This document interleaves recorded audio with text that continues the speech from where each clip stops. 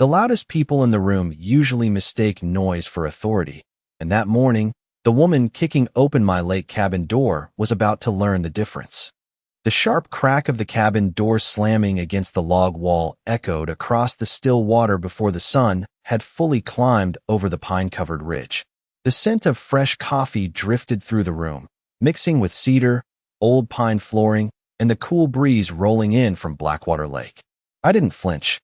I simply looked up from the stack of property maps spread across the heavy oak table that had belonged to my grandfather for nearly 60 years. Across from me, a gray-haired man calmly closed a thick blue folder without saying a word. His expression never changed. My name is Ethan Walker. I'm 41 years old, and this cabin sits on 12 acres my family has owned since long before anyone dreamed of turning this shoreline into another polished lakeside subdivision with matching mailboxes and overpriced boat docks. Every floorboard beneath my boots carried memories. My father taught me to fish from the dock 20 yards outside that window. My grandfather carved the fireplace mantel with his own hands after returning from Korea. Every knot in the logs had a story, and every inch of this land reminded me that some things are earned over generations, not voted on during an HOA board meeting. Unfortunately, Brenda Whitmore had never understood that difference. She marched into my cabin wearing a spotless white jacket despite the muddy gravel outside, followed by 2 private security guards carrying clipboards like they were federal badges. Her expensive perfume reached me before her words did, barely masking the smell of fresh asphalt from the new walking trail her HOA insisted on building closer to my property every month. She pointed directly at me without even acknowledging the other man sitting at my table. "Mr. Walker," she announced, her voice carrying the confidence of someone who had never heard the word no. "This unauthorized meeting violates community regulations. You are ordered to leave this property immediately until the board completes its inspection." I glanced toward the old brass clock above the stone fireplace. 9:18 in the morning. Exactly the time we had planned to begin reviewing the documents spread across the table. I folded my hands together and remained seated. "Good morning, Brenda," I said quietly. "You're early." Her smile tightened. "Don't play games with me. We received reports that confidential HOA business is being discussed here. Those files belong to the community now." Outside, a pair of loons called across the lake, their haunting cries cutting through the silence that settled inside the cabin. The only other sound came from the faint hum of the ceiling fan turning slowly above us. Brenda mistook my silence for surrender. She stepped farther inside without permission, her polished heels clicking against wood my grandfather had sanded by hand decades earlier. One of the guards lifted his phone, already recording as if he expected another easy victory over another homeowner who didn't know his rights. What none of them realized was that this meeting had never been about HOA regulations. It had never been about landscaping violations, dock permits, or community bylaws. Every document resting on that oak table represented months of carefully gathered evidence, and every minute Brenda remained inside that cabin without permission was adding one more page to a file that had already grown thicker than she could possibly imagine. The man across from me finally looked up, folded his reading glasses with deliberate care, and offered Brenda the same calm smile I'd seen him give courtroom cameras more than once. She looked directly at him for the first time, frowned as if trying to remember where she'd seen his face before, and took one more confident step toward the table, completely unaware that the quiet stranger she'd just interrupted wasn't another neighbor attending a private meeting. He was the state attorney general, and she had just walked straight into the worst mistake of her entire career. Brenda stood frozen for only a heartbeat before forcing another polished smile across her face, the kind that always appeared whenever she believed confidence alone could rewrite reality. I had seen that smile plenty of times over the previous 18 months. It was the same smile she wore when she mailed violation notices over mailbox paint that matched the county standard instead of a neighborhood brochure. It was the same smile she wore when she convinced half the residents that paying another special assessment would somehow protect property values. Around Blackwater Lake, people had slowly stopped questioning her because arguing with Brenda always seemed more expensive than simply giving in. My family never did. Long before Willow Ridge Estates existed, before the first luxury home overlooked this shoreline, my grandfather, Samuel Walker, bought this land with money he earned repairing farm equipment after returning home from the Korean War. The cabin was never designed to impress anyone. It was built to last. Thick pine logs, a hand-laid stone fireplace, a wraparound porch facing the eastern cove, and a weathered dock that had survived more than 50 winters without asking permission from anyone. My father inherited that same respect for quiet work. He believed if you took care of the land, eventually the land would take care of you. Every spring we repaired fences, cleared fallen branches, and inspected the shoreline ourselves. We measured success by peaceful mornings, not by rising property values or glossy newsletters. When my parents passed away within 3 years of each other, the cabin became more than an inheritance. It became the only place where life still felt steady. After spending 2 decades building infrastructure projects across the Midwest, I could always drive 3 hours north, unlock that old wooden door, and hear nothing except wind moving through pine trees and water brushing against the dock. That silence was priceless. Then Willow Ridge Estates arrived. At first it looked harmless. A few vacation homes, neatly paved roads, decorative entrances, promises about preserving nature. Within 5 years the development tripled in size. Boat lifts replaced fishing docks. Luxury homes replaced open shoreline. The neighborhood newsletter became thicker every month, while actual conversations between neighbors became shorter. Brenda Whitmore rose through the HOA board faster than anyone expected. She was a successful real estate agent who spoke about community standards the way preachers spoke about faith.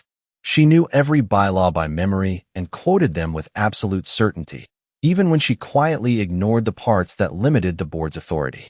Her influence spread one committee meeting at a time until people stopped asking where HOA jurisdiction ended and private property began. That question mattered to me because my cabin had never been part of the subdivision. My deed predated every covenant the HOA had ever written. County surveys confirmed it. Property tax records confirmed it. Even the original subdivision maps left my land untouched like an island surrounded by expanding neighborhoods. None of that seemed to discourage Brenda.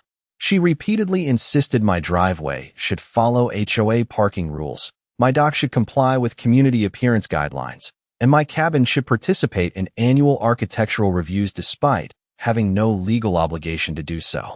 Every certified letter she mailed went into a gray filing cabinet beside the fireplace.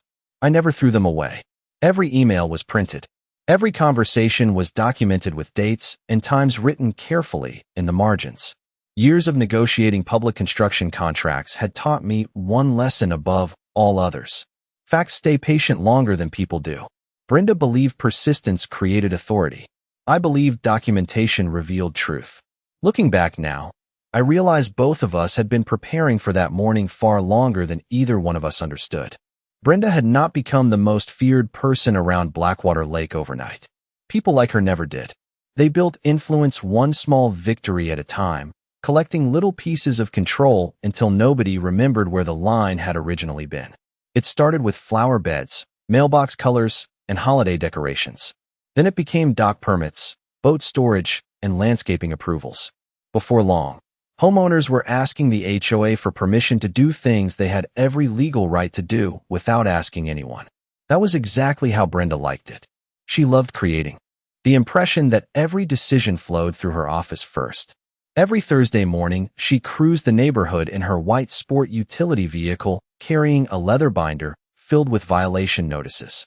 She smiled at everyone she passed, but her eyes were always searching for something to write down. Grass an inch too high, a kayak left beside a dock, a fishing net drying on a railing.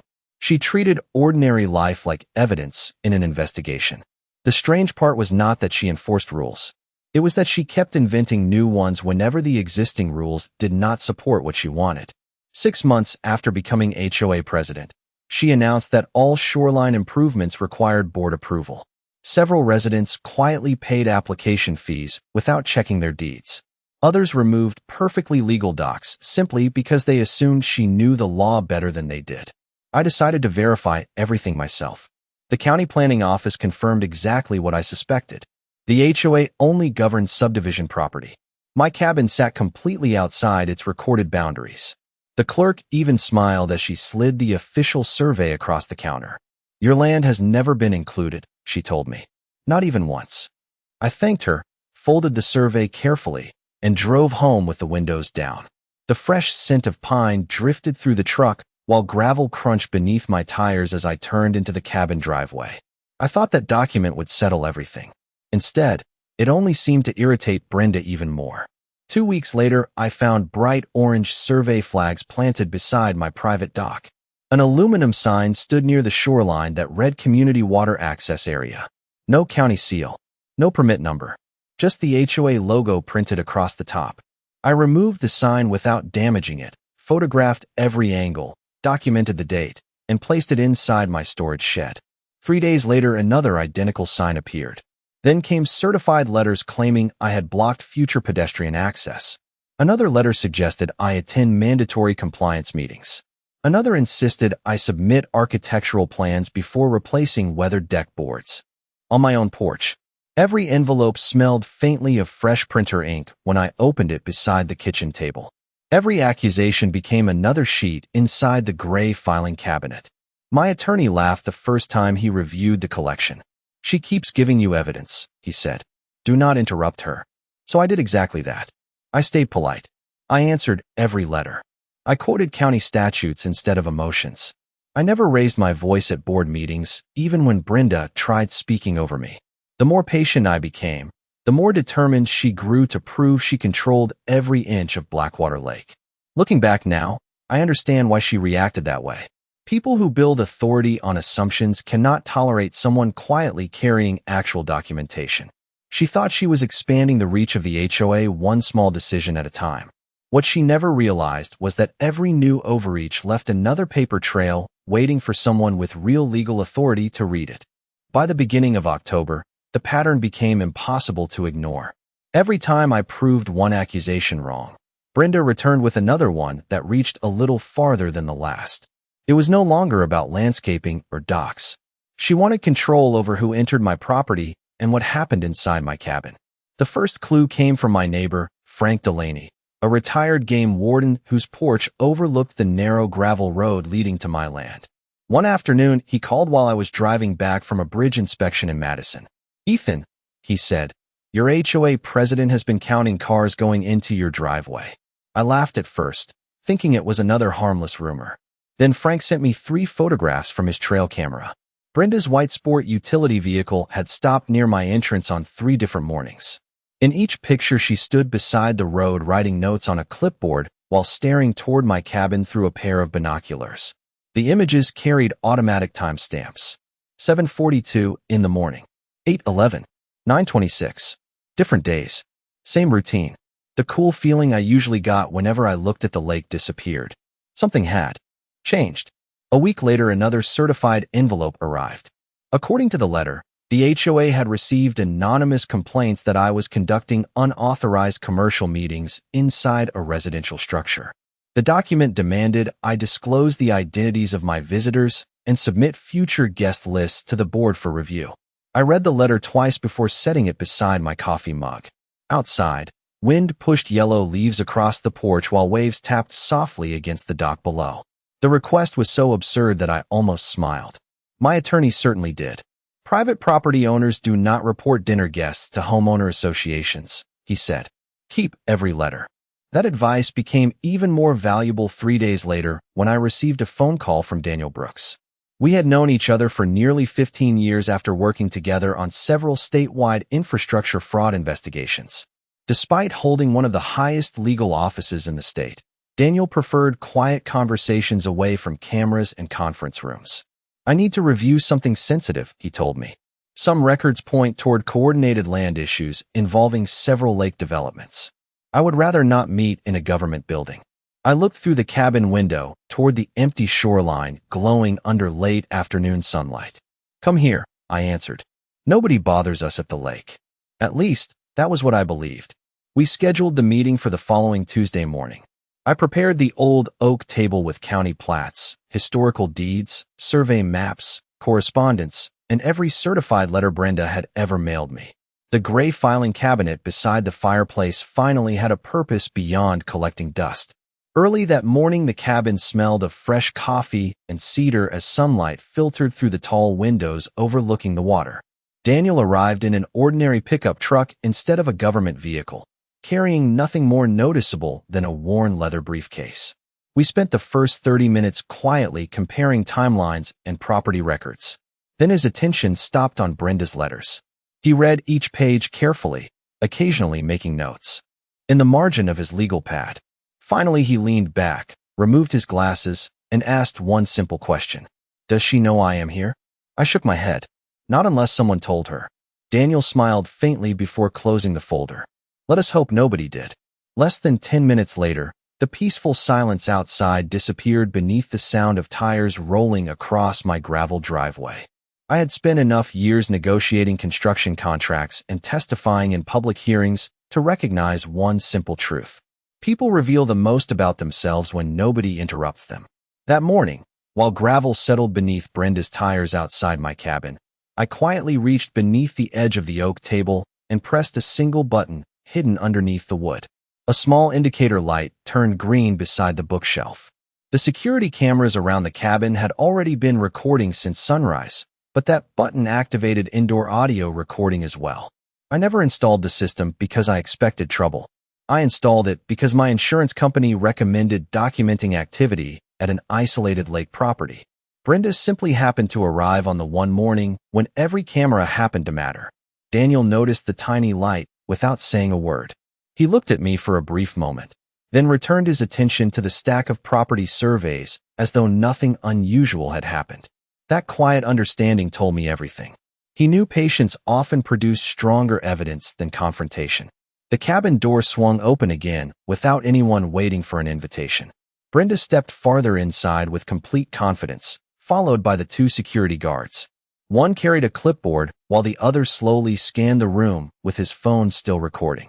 Neither of them noticed the discreet cameras mounted above the exposed ceiling beams because they blended naturally into the dark stained wood. Brenda walked directly toward the oak table, stopping only a few feet away from the documents Daniel and I had been reviewing.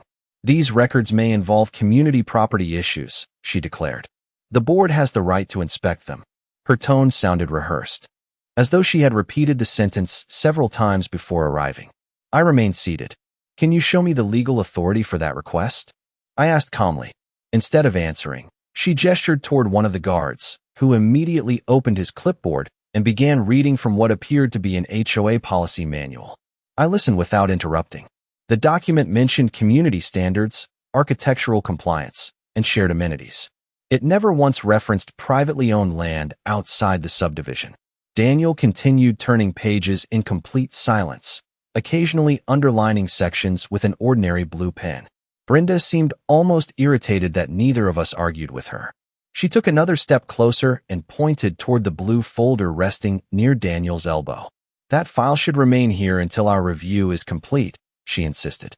Nobody is removing documents related to this investigation. Investigation. That word caught my attention. It was the first time she had described her actions using language that suggested official governmental authority. I quietly asked, who authorized this investigation? She answered immediately. The Homeowners Association. The room fell still except for the ceiling fan rotating overhead and the distant sound of waves brushing against the dock. Daniel slowly closed the blue folder and folded his hands together. He had not spoken a single sentence since Brenda entered the cabin. His calm expression never changed, but I noticed him glance briefly toward the framed county survey hanging beside the fireplace, then toward the security camera tucked into the corner beam. Every unnecessary statement Brenda made, every unsupported claim of authority, every attempt to expand HOA powers beyond their legal limits was being preserved with remarkable clarity. She believed she was documenting another successful enforcement visit. She never considered that someone else might be documenting her instead. By the time she finished explaining everything she believed the HOA could control, she had unknowingly created the most complete record of her own overreach that anyone could have asked for. The silence lingered just long enough for Brenda to believe she had won. She adjusted the sleeve of her white jacket, glanced toward the security guards with quiet satisfaction, and rested one hand on the edge of my grandfather's oak table as though she had every right to be there. The smell of fresh coffee still drifted through the cabin while sunlight reflected off the lake and danced across the polished wood floor. Outside, the The pine trees barely moved in the gentle breeze, completely unaware that the calmest room on the shoreline was about to become the center of a very different kind of investigation. Daniel finally removed his reading glasses and placed them carefully beside the blue folder. The movement was slow, deliberate, almost routine. He looked first at me, then at Brenda. "May I ask you a question?" he said in a calm, even voice. Brenda nodded immediately. "Of course. Before entering this property today, did you verify whether this parcel falls under the recorded jurisdiction of your homeowners association?" She answered without hesitation. "It does. We have full authority to inspect activities affecting the community." Daniel nodded once and opened another folder containing several county maps. He slid the top survey across the table, just enough for everyone to see the official seal printed in the corner. "This certified survey shows otherwise." Brenda barely looked at it. "Our legal department interprets the boundaries differently." Daniel folded his hands again. "Interesting. Could you identify the legal department that prepared this interpretation?" For the first time since arriving, Brenda paused before answering. "Our board reviewed the documents." Daniel's expression remained completely neutral. "That was not my question." One of the security guards shifted his weight and lowered the clipboard slightly. The confidence that had filled the room only minutes earlier began fading into uncertainty. Daniel reached inside the blue folder and quietly removed a leather identification wallet. He opened it only long enough for Brenda to read the credentials before placing it back on the table. No dramatic announcement. No raised voice. Just a simple presentation of official identification. I watched the color slowly leave Brenda's face as her eyes moved from the seal to Daniel's name and title. She looked at me, then back at him, as though hoping she had misunderstood what she had just seen. Daniel spoke with the same measured tone he had used since arriving that morning. "My name is Daniel Brooks. I serve as the State Attorney General. Mr. Walker and I have been reviewing property records and related documentation concerning matters already receiving legal attention." Nobody spoke. Even the security guards remained completely still. Daniel continued. "Everything said inside this cabin since your arrival has been documented through lawful security recordings maintained by the property owner. Your statements regarding the scope of HOA authority, your request to inspect private documents, and your representations concerning this property are now part of that record." Brenda attempted a polite smile, but it disappeared almost immediately. "I believe there has been a misunderstanding," she said quietly. Daniel gently closed the blue folder. "That is exactly why documentation is valuable. It allows facts to replace assumptions." He looked toward the county survey hanging beside the fireplace, then back to the stack of certified letters I had collected over the past 18 months. Mr. Walker showed remarkable restraint by preserving every communication instead of escalating every disagreement. That decision may prove far more significant than anyone realized. The room felt completely different now. Brenda had entered believing she was supervising a homeowner. Instead, she had walked into an official meeting where every confident claim she made could now be compared against verified public records. She had expected another routine enforcement visit. What she found instead was something far more powerful than confrontation. She found patient documentation, lawful process, and the quiet certainty that real authority never needed to announce itself before it was recognized. For several long seconds, nobody moved. The only sound inside the cabin came from the gentle ticking of my grandfather's brass clock and the steady rhythm of water brushing against the dock outside. Brenda slowly lowered her hand from the edge of the table, as though she had suddenly remembered she was standing inside someone else's home. One of the security guards quietly slipped his phone into his pocket. The other closed his clipboard without another word. Daniel remained perfectly composed. He did not lecture anyone. He did not threaten anyone. Instead, he gathered the county surveys into one neat stack and placed every certified letter I had saved beside them in chronological order. Looking at that collection from beginning to end, even I was surprised by how clearly the pattern emerged. Every new demand expanded beyond the last. Every notice claimed authority that grew a little farther than the one before it. Daniel rested his hand on the stack of documents. When isolated incidents are viewed separately, they often appear to be simple disagreements, he said calmly. When they are viewed together, they sometimes reveal something much larger. Brenda finally spoke, her voice noticeably quieter than before. We were only trying to protect the neighborhood. Daniel nodded politely. Protecting a neighborhood is a legitimate goal. Exercising authority beyond established legal boundaries is a separate matter entirely. He reached for his telephone and stepped toward the window overlooking the lake. His conversation lasted less than 3 minutes. He spoke softly, mentioning property records, preserved documentation, recorded statements, and a request for administrative review. Nothing about the call sounded dramatic. In fact, that was what made it so unsettling. There was no urgency because there did not need to be. The legal process had already begun the moment verified facts replaced assumptions. After ending the call, Daniel returned to the table. An interagency review will examine the documentation concerning this property, the recorded subdivision boundaries, and related administrative actions connected to the homeowners association, he explained. Additional requests for records will follow through the appropriate legal channels.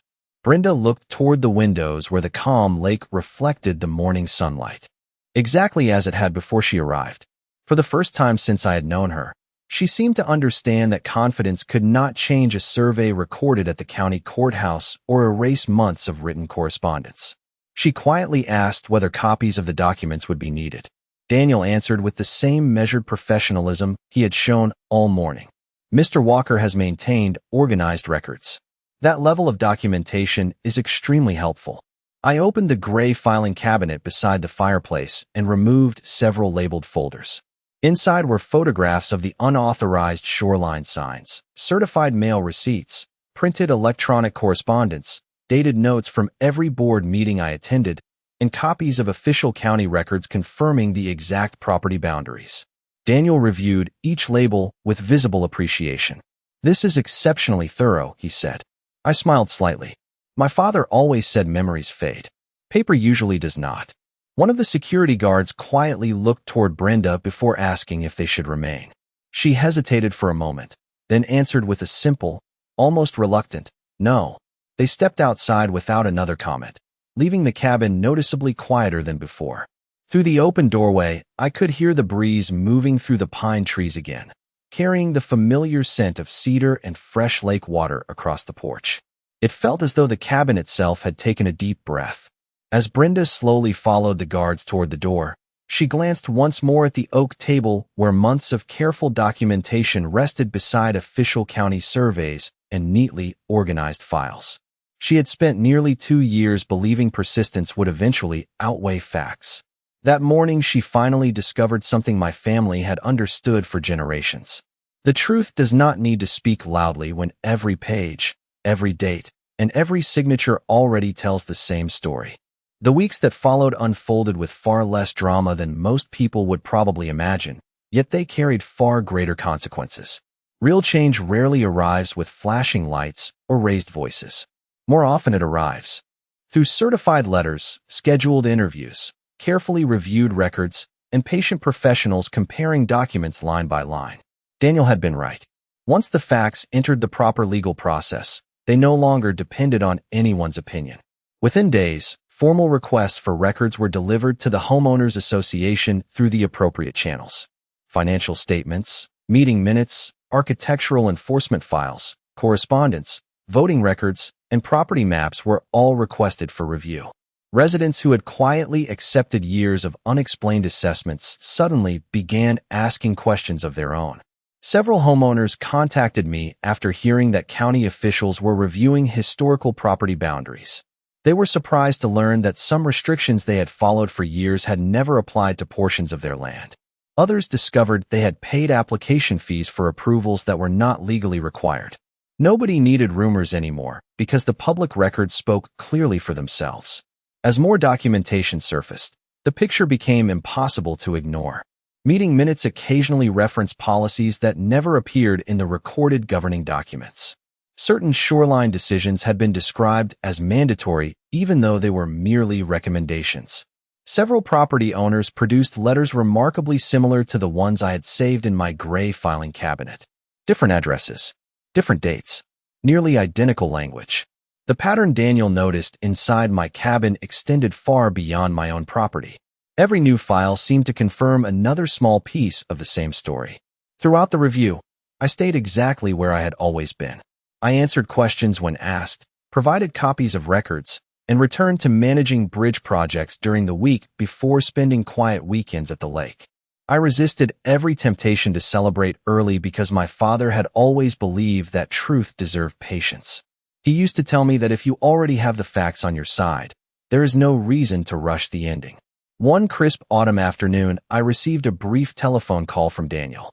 His voice carried the same calm professionalism I had heard across the oak table that morning.